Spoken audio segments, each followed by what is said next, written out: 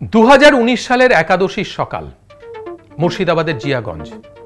গোয়ালা সকালবেলায় দুধ দিতে এসে অনেক ডাকাডাকির পরেও যখন কেউ দরজা খুলল না, তখন জানলা দিয়ে ঘরের ভেতর তাকাতেই চক্ষু চড়ক গাছ। ঘরের মধ্যে পড়ে আছে রক্তাক্ত 3টি মৃতদেহ।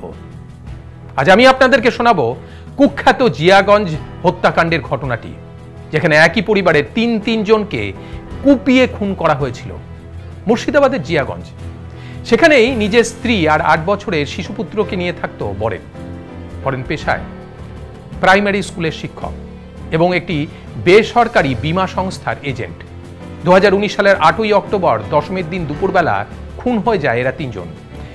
পুলিশ তদন্ত করতে নেমে পায় একটি রক্তাক্ত বীমার কাগজ, আর সেই কাগজে লেখা একটি নাম, উপল। আর এই উপলকে জিজ্ঞাসাবাদ করতেই আসল ঘটনার হদিশ পায় পুলিশ। উপল পেশায় রাজমিস্ত্রি। বরেনের সঙ্গে তার বহুদিনের বন্ধুত্ব। সেই বন্ধুত্বের সুবাদেই একটি বড় অঙ্কের বীমা বরেন করিয়েছিল উপলকে দিয়ে, কিন্তু তার প্রথম কিস্তির প্রিমিয়ামের রসিদ দিলেও দ্বিতীয় কিস্তি দেওয়ার প্রিমিয়ামের রসিদ কিছুতেই দিচ্ছিল না বরেন। দীর্ঘদিন ঘোরানোর পর বিরক্ত উপল একটা ভয়ঙ্কর সিদ্ধান্ত নিল। জিয়াগঞ্জে উপলের বোনের বাড়ি। দশমীর দিন পুজোর জামা কাপড় দেওয়ার পর একটি কালো ব্যাগ নিয়ে বরেনের বাড়ি পৌঁছল উপল। চেনা মানুষ দেখে বরেনই দরজা খুলে দেয়, আর তারপরই তার ব্যাগ থেকে হাসুয়া বার করে উপল চালিয়ে দেয় বরেনের উপর। বরেন লুটিয়ে পড়ে খাটের উপর। আঘাতের পর আঘাত করতে থাকে উপল বরেনের উপর।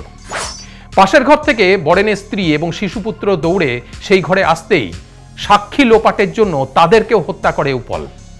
এরপর রক্তাক্ত হাসুয়া এবং নিজের জামা প্যান্ট খুলে ফেলে দেয় নদীর জলে। বারমুডা এবং গেঞ্জি পরে ফেরিঘাট থেকে নৌকায় ওঠে।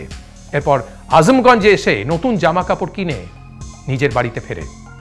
জেরার সময় পুলিশ দেখে যে ঘটনার দিন উপলের মোবাইলের নেটওয়ার্ক বরেনের বাড়ির আশেপাশেই ছিল।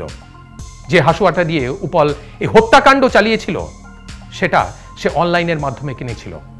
পরবর্তীকালে উপলের সঙ্গে থাকা সেই কালো ব্যাগটিও উদ্ধার করে পুলিশ। 2023 সালের 24শে August Baharampur first track court উপলকে ফাঁসির সাজা দেয়। তাহলে দেখলেন তো, মানুষ যখন হিতাহিত জ্ঞান শূন্য হয়ে পড়ে তখন কি ভয়ঙ্কর কাণ্ডটাই না ঘটে যেতে পারে।